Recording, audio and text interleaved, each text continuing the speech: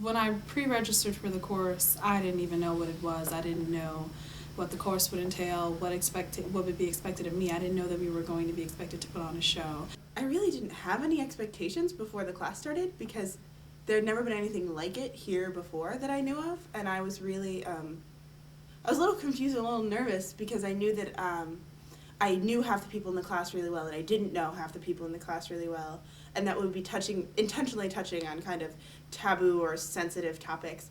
Before the class started, I think that I was excited and also a little apprehensive about what exactly we would be doing. So I didn't really know what to expect. I was thinking, okay, this could be like a We Are the World type thing.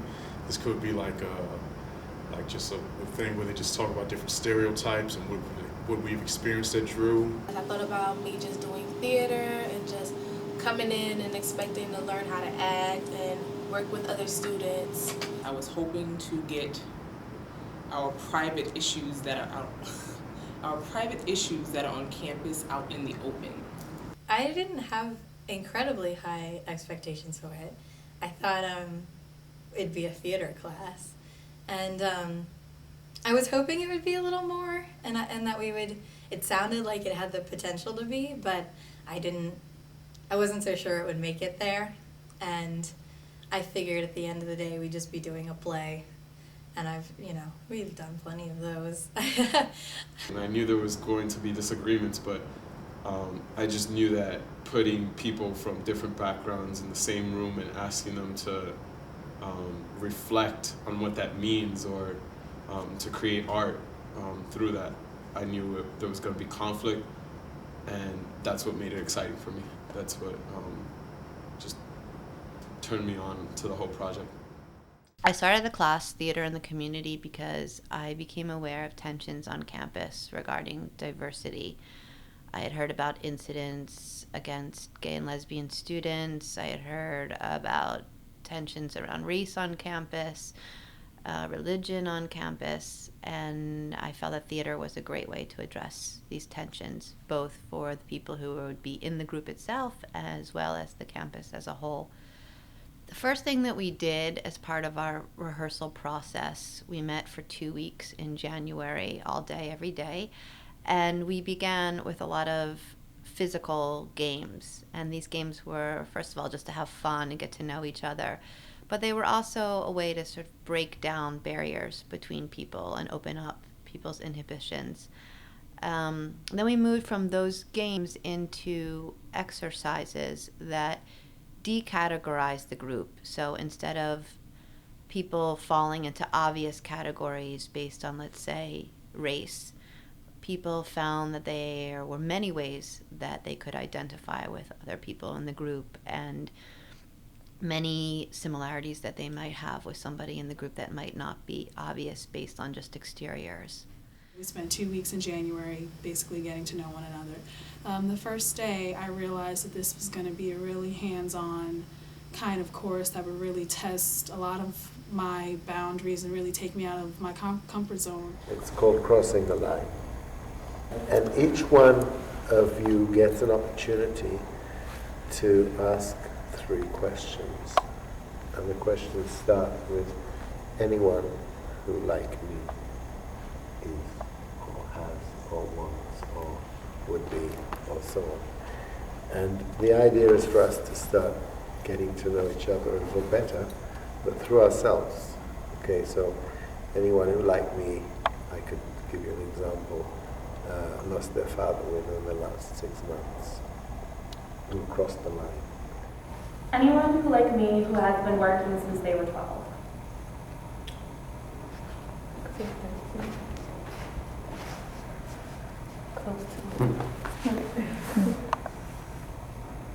Anyone who, like me, who likes to burp as loud as possible.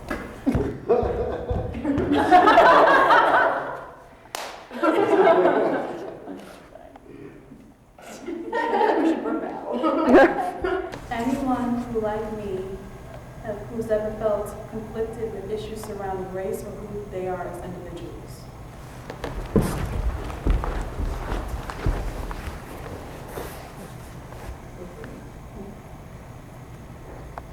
This you can look like amongst yourselves.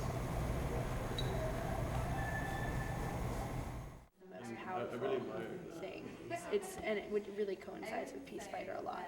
But it also has to do with my relationships, my interactions with people, and what I want to do with my life. I want a job. She doesn't talk about it very much. It's a movie. Yeah, I know.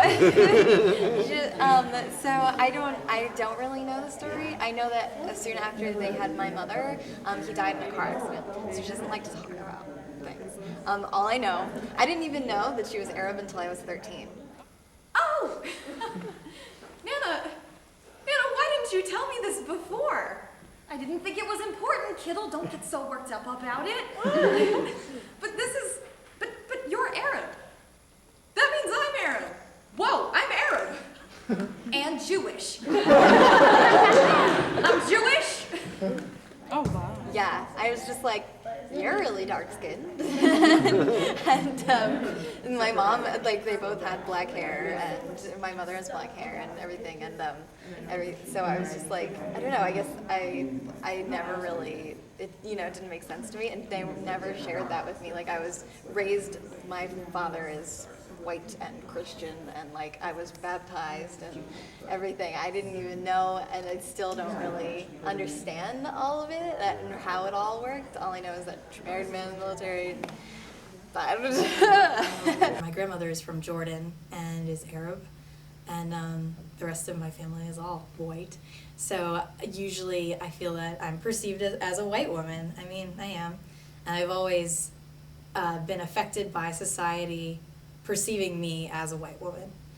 And it isn't until recently that I realized that isn't necessarily true.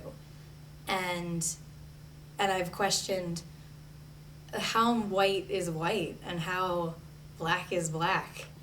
Being a mixed person has always been complicated to deal with, as I would get those things that are, those little surveys that have a box that say racial ethnicity or whatever, and they give you a bunch of different choices. And I've checked Caucasian because that's what I thought I was. And I guess I am, partially. But it isn't until recently that I realized that it's all perception, and mostly based on what other people see me as. And I've been allowing myself to be affected by the beliefs and perceptions of others on myself rather than my knowledge of who I am. I mean, I remember this one time I was hanging out with my friends. We were looking at that website, stuffwhitepeoplelike.com. And I remember jokingly arguing with everything on the list. And one of my friends said, "Oh yeah, that's great, because you're not white, right? You little Arab girl." But you know what's funny? Is someone's grandmother could be straight out of Africa, and all the rest of their family members are white. And they could walk down the street in the US with crinkly hair, full lips, and a nice ass, and they're black. Ish. And I'm white. Ish. Somebody just tell me where the fucking line is. And until I figure that out, I'm just gonna check the box marked other. One way that we dealt with those tensions was to have many, many follow-up discussions, but also to create physical sculptures that would encapsulate our perceptions and attitudes around certain buzzwords that had to do with race. And we ended up using a lot of these images in the actual piece. The students also, one time after a very emotional exercise, created artistic gifts for one another. They wrote poetry, they sang songs, they did dances, they wrote letters, they drew pictures, and they shared this with one another. And a lot of the things that we used in the rehearsal process became a part of the actual performance. When Amber came to this space, she was already a very special case, for she has a great mind and is naturally kind, which gave her a very strong base. Then we started to play a new game, where the questions weren't really the same. Personal things were exposed. We could have all closed, yet Amber shared herself without shame. And when performing her own designs, Amber's body showed her beautiful lines. With her lyrical direction, her heartfelt reflection, the depth of her thinking still shines. But we all know that Amber is smart, witty, playful, and has a big heart. But she gave us more this few days before by truly setting herself apart, because Amber made herself reveal experiences that don't ever fully heal. Though we usually keep such things very deep, she let herself show what is real. He pressed play, and she began to sing. Sing like a songbird, sing like time could never stop her. And his headphones blared, and he just stared, afraid. "Let me tell you something now," she said. She sang so righteously, like a songbird, but he just stared. And she just didn't care. And that's what I liked about her. Her lips moving, her voice unafraid. You know, the first day in here, you're just like jumping all over the place and jumping on the table, and it's like nobody would ever know. Like, so it's kind of like Caitlin and everybody. But I want you to sing a song. It's called "I Won't Complain," because like nobody in here complains. I've had some good days. I've had some hills to climb. I've had some weary days and some sleepless nights. But when I look around and think things are over, all of my good days, they outweigh my bad days, and I won't complain. Sometimes my clouds hang low, and I can't see the road. I ask the question, Lord, why so much pain? When God's been good to me, He's been good to me, more than this whole world could ever be. I won't complain. One of the issues that came up a lot in the group was tensions around race relations, and we had many discussions around this, and we did this one exercise that was called "I'm looking at you and you're looking at me," and we had the group divide up by white and non-white, and this opened up many issues amongst the group around perceptions of the other, and led to many heated debates. Eloquence, poise, undefined, Brilliant. Yuppie. Assumption. heartless, misunderstood, Forgiveness. Get out of here. why, Pointless. heartless, misunderstood, Forgiveness. Get out of here. Need to create a common ground by overcompensating. Sexual objects. Uneducated, like unprofessional, ignorant, inarticulate, thieves. Deprived, dirty, unprepared, judgmental, ghetto, objects to be pitied.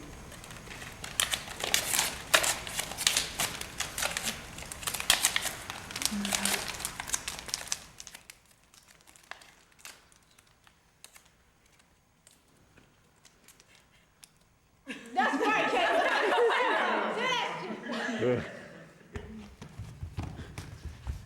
Oh yeah, oh yeah, oh yeah!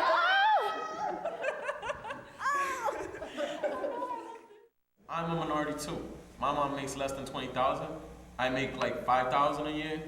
I don't have a dad, and like I barely talk to him, you know. But that's how life is. You can't be like complaining all the time. You can't be angry all the time, and like that's why I don't associate with black people. They just Like, you say something to them, it's like, oh, it's because I'm black. It's because I'm black. And I'm like, no, I'm just like doing it for kicks. I just want to have a good time. Don't take me too serious. Some things straight up is just going to be fact and point, regardless of how you would like to sugarcoat or not. Our life is going to be different in America, more so than another person's life. So maybe that's why some people have that angry thing about them. And sometimes it's not just hard to sweep it under the rug and say, okay, everything is wonderful. Let's all kumbaya. You know what I mean? That past is there and it's not going anywhere.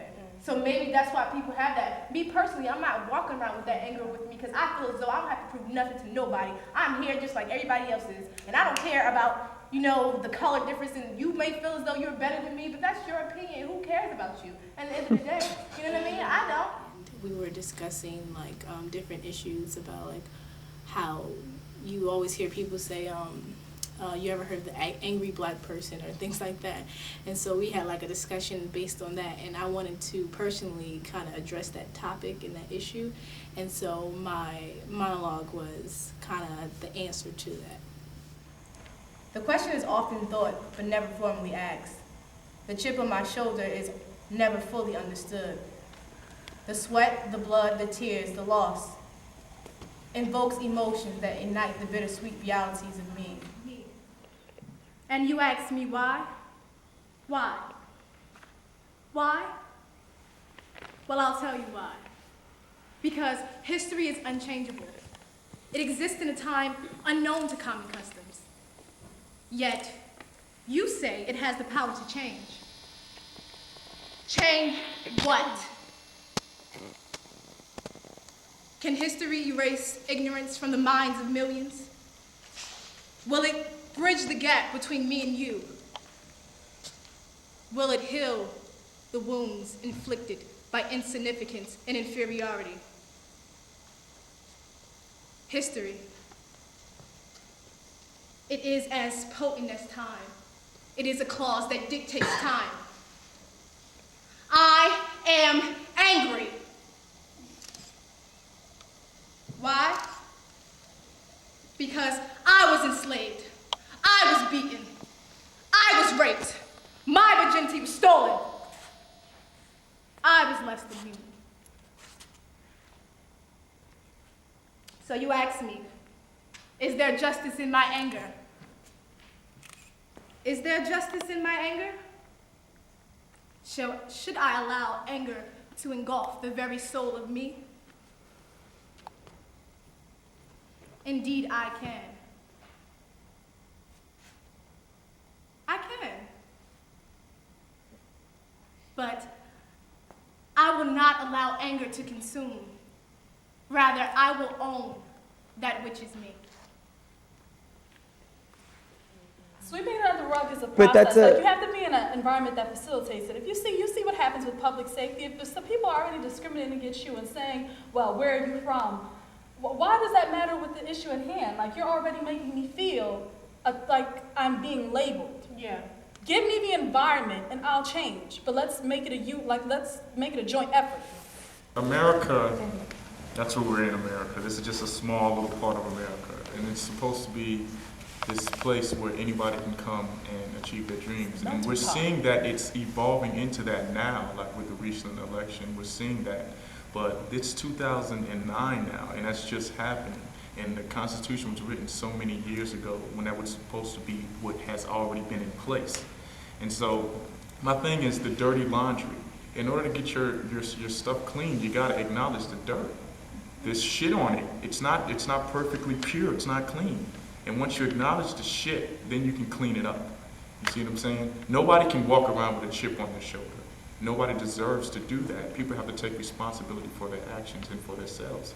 Even if somebody's discriminating against you, you can acknowledge it, acknowledge the shit, but don't walk around discriminating against other people because you've been discriminated against. That's not stopping the problem. It's just a snowball effect that's gonna grow and grow. Being in class just felt uncomfortable. Because she just felt like she didn't belong here. She didn't answer any questions because she just didn't. So it sat in front of the class with the black folks, because that's who she can relate to. I feel sometimes I don't want this to be taken the wrong way, but I feel like I've been discriminated against as a white woman in the black community because you assume that I'm going to view you as less than I am, and I've always wondered how I break into that, and how it's hard for me to, I feel like, form friendships with Black people and to get in there, because I feel like you are gonna view me as racist, and I think everyone's racist. I don't think anyone is not racist. I also have always sort of envied the camaraderie and the community and the pride that Black people have. This fake, like, we're equal. There's like this like glossy cover that everybody's like, no, we're moving forward. We're going to be equal. When once you lift up that cover, we're just as effed up as we were right after slavery. Like, there's it's not just as. But but there are people like, I mean, right, there you are have people, to but look you at- still have to recognize that huge changes have been made, and we have a lot There more. have But been you huge can't changes, but yet say, we still hold on to all of the bullshit that we had to overcome for those changes to happen. Once you have that change, why not work through that and make more change? Like, you can't forget, but why hold on to it? Like, you can't forget it, and of course it's part of history, but why would you want to hold on to all that negativity? I just want to say, after hearing your argument, I want to hug you and I want to let you know that I wish everyone thought like you. And I wish that I could hear your argument and then leave this room and then not be reminded again of why I might get angry or why I might be on the defensive just because of how I look. But it's a separation between from when we're here amongst accepting and diverse people and what happens out there in reality. But it's like, because we're constantly checked. One thing that was required, we would do these exercises during Jan term where it either be centered around race, as I said before, issues like of homosexuality and gay marriage, and we'd be required to write these poems or any pieces to go back to our dorm rooms and develop any type of pieces that provoked anything from our initial reactions. And I dare you. I dare you to cross that line. I dare you to repel hesitation. I dare you to enter into the unfamiliar. I dare you to repress all your fears. I dare you to feel discomfort. I dare you to remove the blindfold that obstructs your view.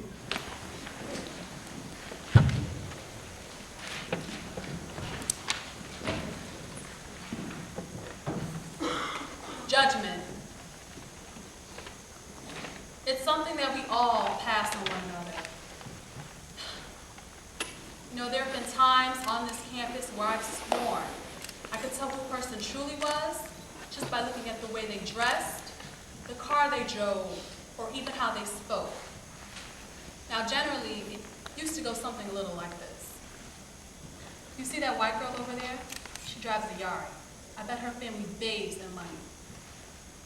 Or, check out Daddy's little princess over there, all uppity and whatnot. I bet you she could afford you with no problem. But you see in all of my misplaced labels, I'm not alone. We have all been blindfolded. And no, there's no black cloth shielding us that's recognizable to the human eye. When I say this, I'm not speaking in physical terms. You know, a lot of us can't see these blindfolds physically, and you want to know what makes it so sad? Many of us don't even know that they exist.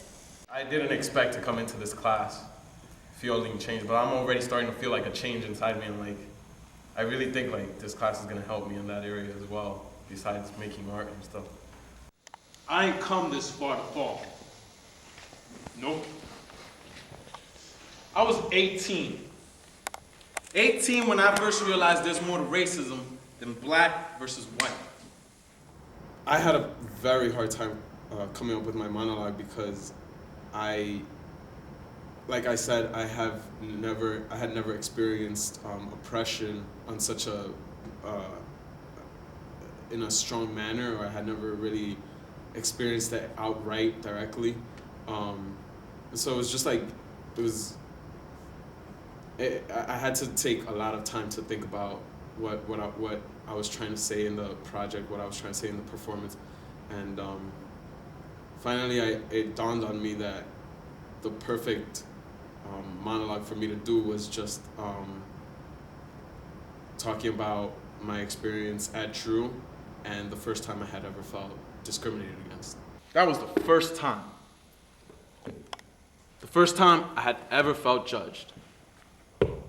Cause you know where I come from, we all speak Spanish. Is it all right if I say it? We all brown, and we all oppressed. We just don't know it till we step out to find the world and find precisely what's in it. One way that we addressed the difficult issues that came up in the group and that we felt were going on campus was through comedy. Comedy is just a great way to address issues. It lets people open up, see things from another perspective. Sometimes people are more willing to listen to something if it's being told in a comic way. We were in first place for diversity last year in Prince Review. Now we're just like out of the freaking like review. I know, we're off the list. I know. Oh my God. Okay, well, this is the place, so we can do this. We need some Hispanics, some lesbians, Yeah. you know, we need a whole bunch of A couple of those blacks over there. That'd be good. Goodness Let's talk to the gracious. lady. Hey, hi. Hi, how are you? My diversity store. What can I help you with? I need a lot of different things, a lot of different people. I need some Hispanics, some lesbians, some gays, some Asians, some blacks, some Arabs. The Arabs and the... Arabs that attend mass, you know, Yeah. blacks with permanent smiles, you know, that kind of So thing. people don't think they're angry. Yeah. We would all like to welcome you to our extreme diverse and accepting community. You will realize that as we celebrate individuality, there are various small, close-knit groups here that will welcome you with open arms, if you are just like them, of course. As of right now, you're at the perfect knowledgeable state, ready to morph into whatever group sucks you up first. By your junior year, you realize that's not remotely who you are. But it's too late by then, right? And I am angry.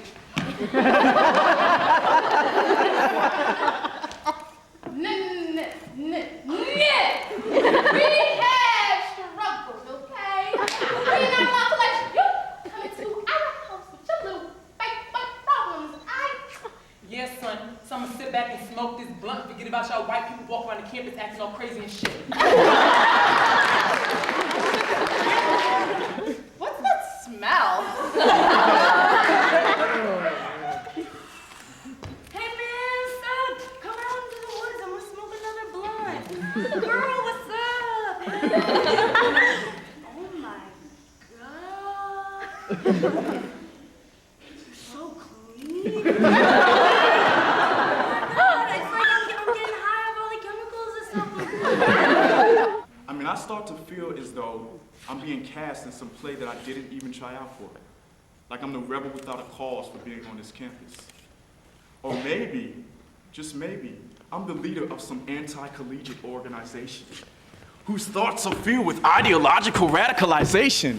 And in my spare time, I go to different campuses armed with a spray can, a dictionary, and a 40 ounce as my way of evening out the socio-economical realms of stratification that govern the nation. Maybe they just thought I looked like Tupac.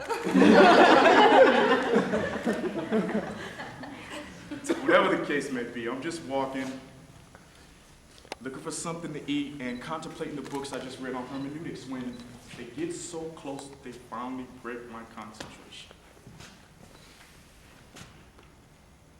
I mean, I can just hear what they were saying. Breaker, breaker, 1, 2, breaker, breaker, 1, 2. We have a WWBM process. Yes, sir. Bob, we have a walking while black taking place right as we speak. My knee back up over. Billy, could you turn the damn 50 Cent down for 10 minutes? We got real action on our hands. We might even get new flashlights for this.